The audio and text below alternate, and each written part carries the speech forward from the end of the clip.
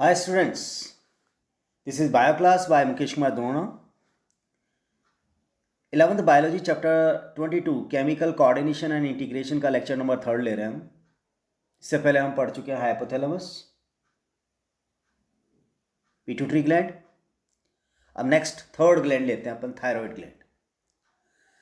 Thyroid gland दो lobes से बनी होती हैं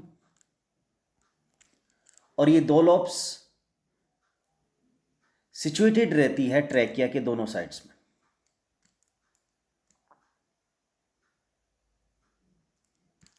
ये बटरफ्लाई शेप में दिखने वाली ग्लैंड है.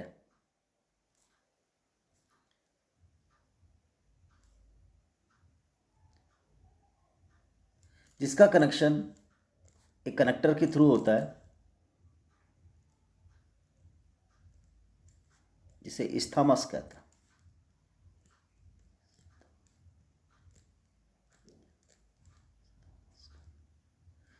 ये दो लोब्स हो गई इस ग्लैंड की.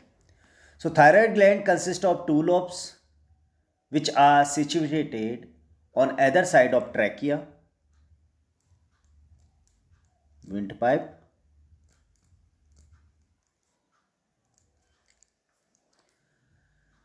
or interconnected by isthmus, a thin flap connective tissue.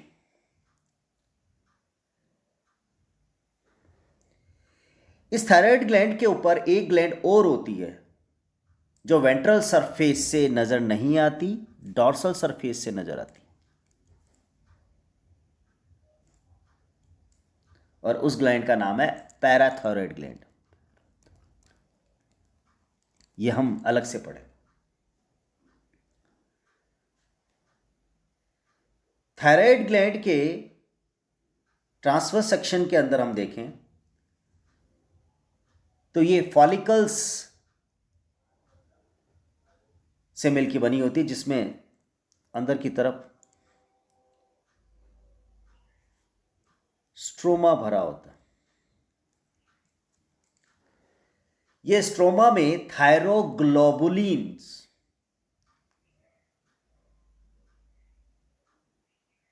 Chemical भरा होता है जिसमें केमिकल प्रोसेस के थ्रू आयोडीन एलिमेंट की प्रेजेंस में थायरोक्सिन हार्मोन का फॉर्मेशन किया जाता है.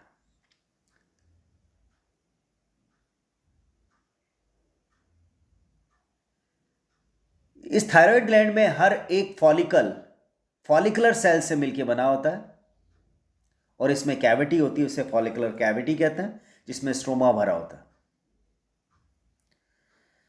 कॉर्नर्स पर पैरा फॉलिकुलर सेल्स भी होती हैं.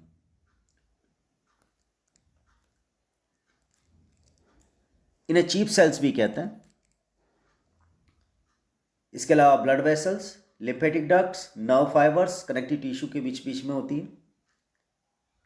ट्रांसवर्स सेक्शन में आप पैराथायरॉयड ग्लैंड भी देख सकते हैं, पर हम यहां थायरॉयड ग्लैंड की ही बात करेंगे. तो जो फॉलिकुलर स्ट्रोमा पार्ट होता है उसमें दो तरह के केमिकल्स बनते हैं,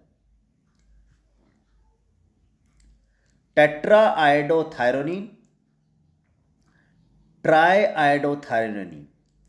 ये फॉलिकल सेल्स बनाती हैं जो स्ट्रोमा के अंदर कंटेन करता है. टेट्रा आयोडोथायरोनिन को थायरोक्सिन बोला जाता है, बट ये परसेंटेज वाइज कम होता है. Parafollicular cells thyrocalcitonin TCT hormone का सिक्रेशन करती है. ये चीफ सेल से सिक्रेट होने वाला हार्मोन है.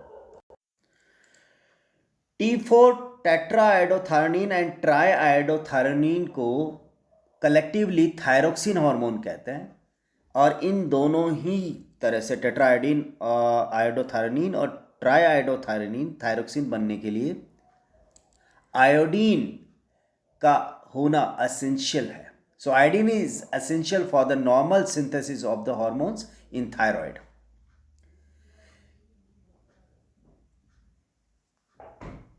थायरोक्सिन हार्मोन बॉडी में basic metabolic rates, thyroid hormones regulate basal metabolic rates को कंट्रोल करता है They also control on metabolism of carbohydrates, proteins and fats. Body में शुगर लेवल को मेंटेन करके रखना, बॉडी के अंदर प्रोटीन और फैट्स को भी कंट्रोल करके रखना. Also regulate the formation of RBC cells to support. Thyroid hormones also influence the maintenance of water and electrolytes. जहाँ थायरोकैल्सिटोनिन हार्मोन बॉडी के अंदर कैल्शियम के लेवल को रेगुलेट करके रखता है, कम करने का काम करता है, कंट्रोल करने का काम करता है. That's why it is called hypocalcemic hormone.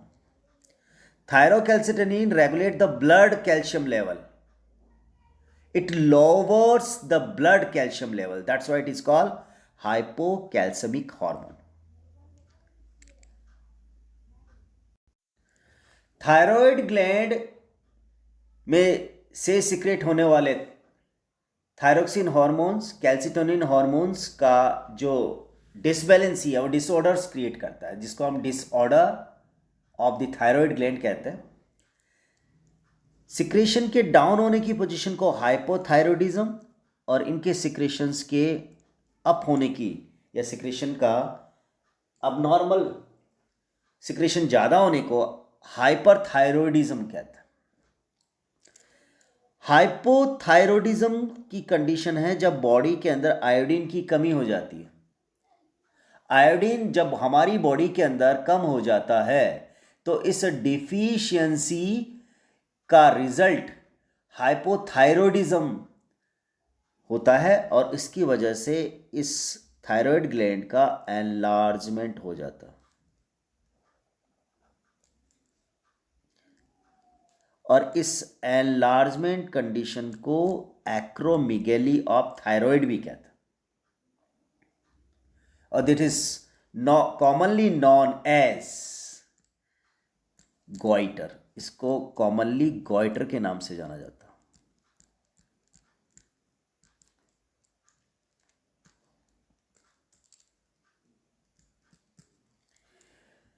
दूसरा, हाइपोथायरॉयडिज्म प्रेगनेंसी के दौरान डिफेक्टिव डेवलपमेंट क्रिएट कर देता है बेबी में, जिससे बॉडी में डिफेक्टिव ग्रोथ हो जाती है, जिसे क्रिटिनिज्म कहते हैं. ऐसे बेबी के अंदर ग्रोथ स्लो हो जाती है, मेंटल रिटार्डेशन हो जाएगा,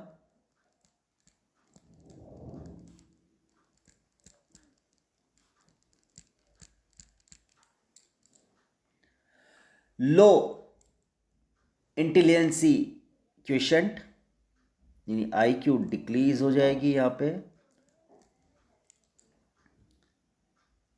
abnormal skin,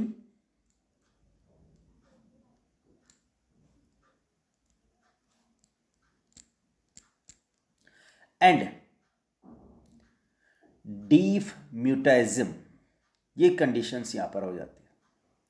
ये प्रेगनेंसी वाले पीरियड में लेडी के अंदर ऐसा हो रहा है ड्यूरिंग प्रेगनेंसी. तो कोई लेडी यदि प्रेग्नेंट है और उसकी बॉडी में आयोडीन एलिमेंट की कमी हो जाए तो थायरोक्सिन हार्मोन का सिक्रेशन डाउन, हाइपोथायरॉयडिज्म हो जाएगा. वही कंडीशन यदि किसी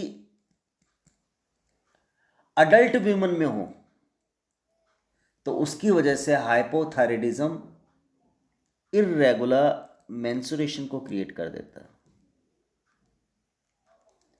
और इस इर्रेगुलर मेंशन की वजह से different kind of cancer can be seen in female.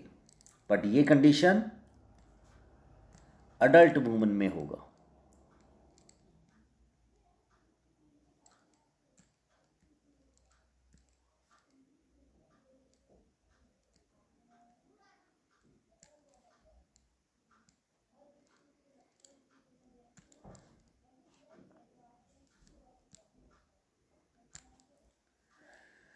दूसरे state hypothyroidism, hyperthyroidism, increase rate of synthesis and secretion of thyroid hormone. Body में हाइपरथायरॉयडिज्म की वजह से इस हार्मोन का सिंथेसिस और सिक्रेशन बढ़ जाता है और ये हाई लेवल बॉडी में क्रिएट कर सकता है cancers, cancer of thyroid gland. Adverse effect create हो जाएगा फिजियोलॉजी पे, यानी BMR एडवर्सली डिस्टर्ब हो जाती है।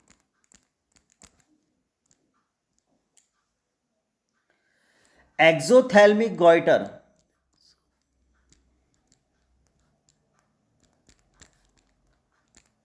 जिसको आई गॉइटर भी कहते हैं,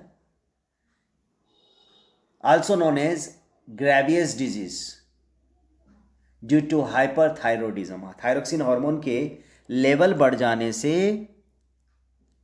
आइज ऑर्बिट से आइज के बॉल्स हैं वो बाहर एक्सपोज होते हैं, बाहर निकल के आ जाते हैं। इस तरह की डिजीज सबसे पहले साइंटिस्ट ग्रेवियस ने इसको डिस्कवर किया था, इसलिए इसको ग्रेवियस डिजीज के नाम से भी जानते हैं।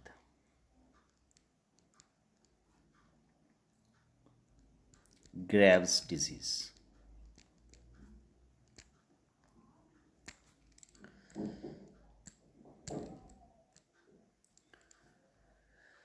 ग्रेविस डिजीज के कुछ सिम्टम्स हैं।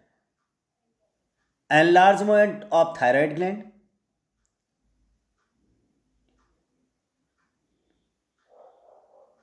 आई बॉल्स एक्सोथैलेमस होना, बेसल मेटाबॉलिक रेट्स का एलिवेटेड होना, बढ़ जाना, sweating, rapid irregular heart beat, weight loss and frequent bowel movement, जिसके अंदर फेसिस सही तरह से रिमूव नहीं होते बॉडी में, और नर्वसनेस। ये सिम्टम्स ग्रेविस डिजीज के हैं। थायराइड ग्लैंड पर ही दूसरी ग्लैंड होती है जो स्मॉल पी साइज्ड में नजर आती है, उसका नाम है parathyroid gland.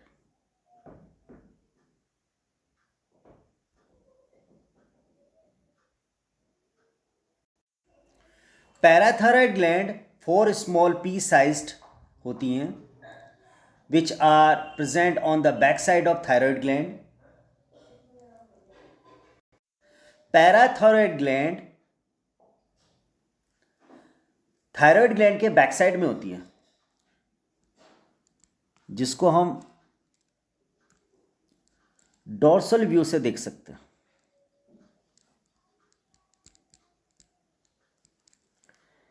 Parathyroid glands 2 pairs में होती हैं।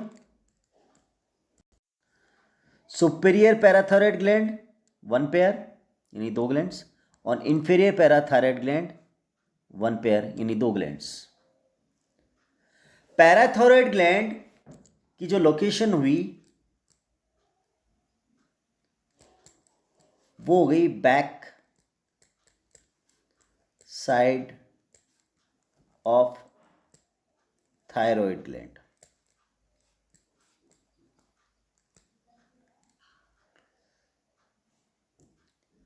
ये क्या होती हैं? 4 P sized glands, 2 inferior and 2 superior.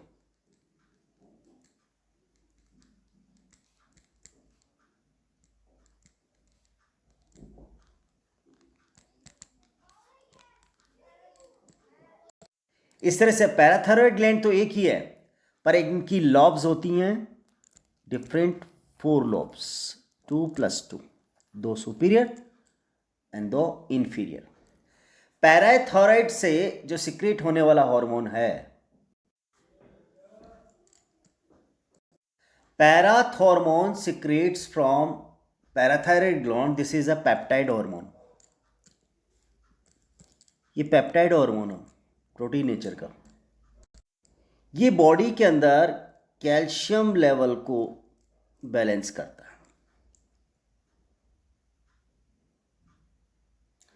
Body में ब्लड में कैल्शियम लेवल को कंट्रोल करके रखता है, मीन्स ये इंक्रीज करता है लेवल को।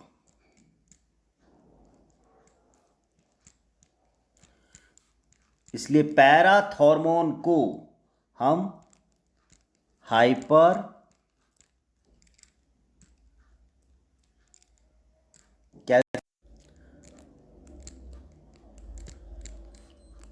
कैल्सिमिक हार्मोन भी कहते हैं, क्योंकि ये हमारी बॉडी में ब्लड के अंदर कैल्शियम के एब्जॉर्प्शन को प्रमोट करता है। ये एब्जॉर्प्शन कहाँ कहाँ हो रहा है? ये एब्जॉर्प्शन हो रहा है रीनल ट्यूबुल्स में, नेफ्रॉन के अंदर। इस तरह से बॉडी के अंदर कैल्शियम लेवल के बढ़ने से बॉन्स का कंपोजिशन बढ़ता है, यानी बॉन्स में से भी रीएब्जॉर्प्शन करने का काम कर रहा है। बॉन्स हमारी सिंक है जहां पर कैल्शियम को स्टोर किया जाता है। इस हार्मोन की प्रेजेंस में कैल्शियम आयंस जब ब्लड में आते हैं तो इसी हार्मोन्स की वजह से ही ब्लड में कैल्शियम का लेवल इंक्रीज होता है। दैट्स व्हाई पीटीएच और parathormone is a hyper calcaemic hormone because it increase the blood calcium levels by bone reabsorption, stimulating reabsorption of calcium ions in a renal vessels, renal tubules, increase the calcium absorption from the digested food. So इस PTH hormone की वजह से bones में से calcium ion का reabsorption होता है, blood के अंदर कैल्शियम आयन इंक्रीज होता है। ये हार्मोन नेफ्रॉन्स में कैल्शियम आयन के सेलेक्टिव रीएब्जॉर्प्शन को प्रमोट करता है। साथ ही ये हार्मोन डाइजेस्टेड फूड में एब्जॉर्प्शन के प्रोसेस के दौरान कैल्शियम आयन को, उसके एब्जॉर्प्शन को प्रमोट करता है। इस तरह से ये हार्मोन थायरोकैल्सिटोनिन हार्मोन के साथ कैल्शियम आयन को रेगुलेट करता है बॉडी के अंदर। जहां पर थायरोकैल्सिटोनिन हार्मोन ब्लड में कैल्शियम लेवल को कंट्रोल करने का काम कर रहा है,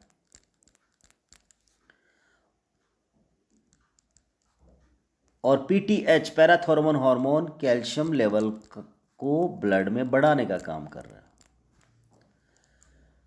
so along with hypocalcitonin, PTH hormone both of contribute to regulate the calcium balance in our body. Body में कैल्शियम बैलेंस को बना के रखते हैं। Now come to the thymus gland, next endocrine gland. This is located on dorsal side of the heart and aorta. It secretes the another peptic hormone called thymosins or thymosin hormones. Thymus gland की size puberty तक बढ़ती है और ये size 40 to 50 ग्राम तक हो सकती है। जो आगे इनकी साइज में डिक्रीज होना चालू हो जाता है, इस थाइमस ग्लैंड का जो साइज आगे घटने लग जाता है,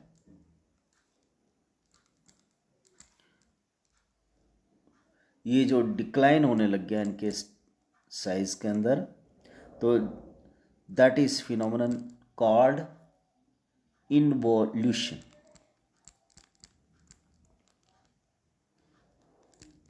ओल्डर एज में बहुत ही पतली धागे जैसी स्ट्रक्चर के अंदर ही ये रह जाती है, इसलिए इसका सबसे ज़्यादा डेवलप्ड फॉर्म प्यूबर्टी स्टेज में होता है, और ओल्डर एज फॉर्म में, ओल्डर एज स्टेट के अंदर ये बहुत ही कम डेवलप्ड होती है, बहुत ही कम साइज में होती है, इसलिए ओवर एज के अंदर थाइमस ग्लैंड जो बेसिकली इम्यूनिटी सिस्टम को पावरफुल करती है, तो ओवर एज पोजीशन में इम्यूनिटी का डिक्लाइन होने का, कम होने का रीज़न थाइमस ग्लैंड ही है।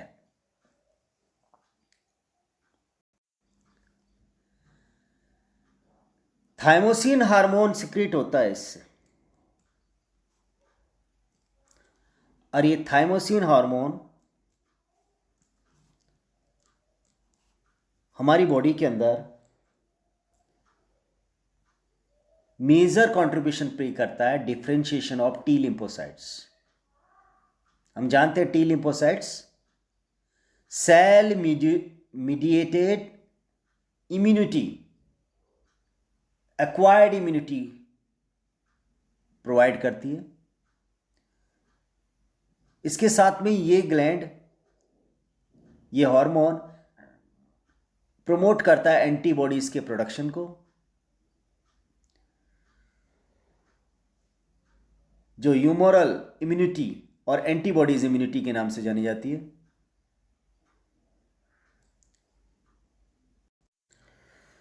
सो सेल मीडिएट इम्यूनिटी जो टी लिम्फोसाइट्स के थ्रू होती है, उनके डिफरेंशिएशन के लिए थाइमोसिन हार्मोन वर्क करता है, play a major role in a differentiation of T lymphocyte which provide a cell mediate immunity, production of antibodies which provide humoral immunity और एंटीबॉडीज मीडिएट इम्यूनिटी, जो आप 12th क्लास में पढ़ेंगे।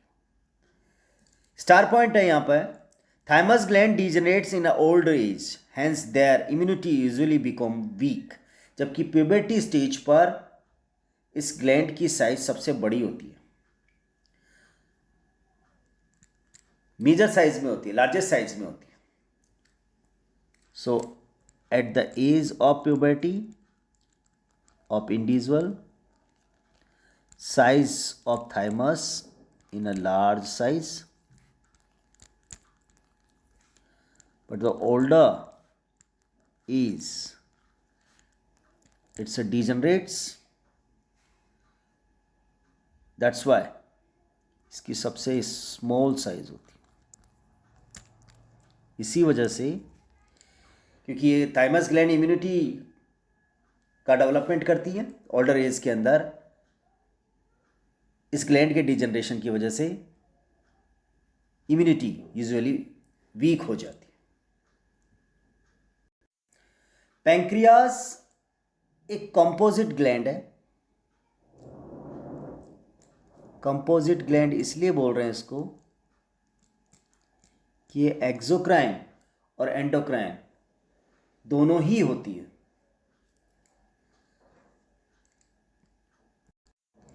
इस gland के transfer section के अंदर कुछ रेगुलर शेप लाइक स्ट्रक्चर्स होती है जिनको एसिनाइज कहते हैं, ग्रुप ऑफ सेल्स।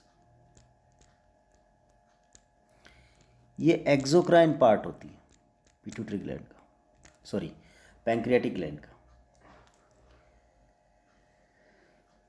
जबकि कुछ क्लस्टर सेल्स होती हैं, उन क्लस्टर टाइप की जो सेल्स होती हैं उनमें 3 डिफरेंट टाइप की सेल्स होती हैं, alpha cells, beta cells and delta sales. ये हार्मोन सिक्रेट करती है, इसलिए इस पोर्शन को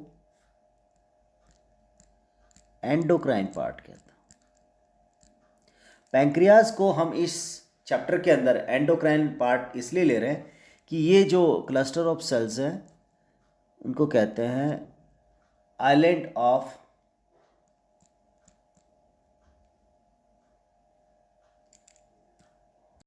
Langerhans.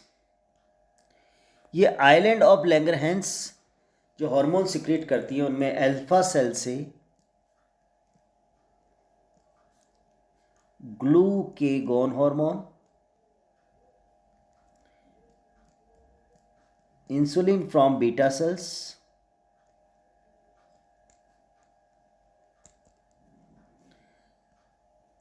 and delta cells somatostatin, ये हार्मोन्स सिक्रीट करने का काम करती है।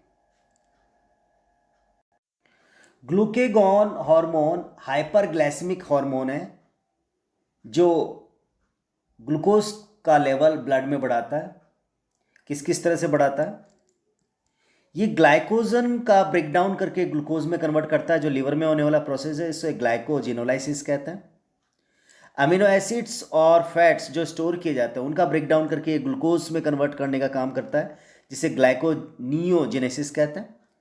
इंसुलिन हार्मोन हाइपोग्लाइसेमिक हार्मोन है जो रिड्यूस करता है ग्लूकोज का लेवल ब्लड के अंदर। किस किस तरह से करता है? ग्लूकोज जो बॉडी के अंदर होता है एनर्जी सब्सटेंस, उसको ग्लाइकोजन में कन्वर्ट करता है। और हम जानते हैं ग्लाइकोजन एनिमल्स का स्टोर फूड होता है जो लीवर में स्टोर किया जाता है। इस प्रोसेस को ग्लाइकोजिनेसिस कहते हैं। और insulin conversion of glucose into amino acids and fatty acids, extra glucose होने से उसका ब्लड में लेवल डिक्रीज करने के लिए उसका अमीनो एसिड्स और फैटी एसिड्स में कन्वर्ट कर देता। कैसे भी करके ग्लूकोगॉन बॉडी के अंदर अमीनो एसिड्स ग्लूकोज के लेवल को प्रमोट करने का काम कर रहा है। Also reduce the glucose uptake and utilized by the cells. And insulin, it prevents the glycogenolysis. It also act on adipocyte cells and stimulate conversion of glucose into fats. ये sales से use किए जाने वाले glucose के utilisation को कम करने का utilisation बढ़ाता है, जिससे ग्लूकोज का लेवल ब्लड में कम हो जाता है।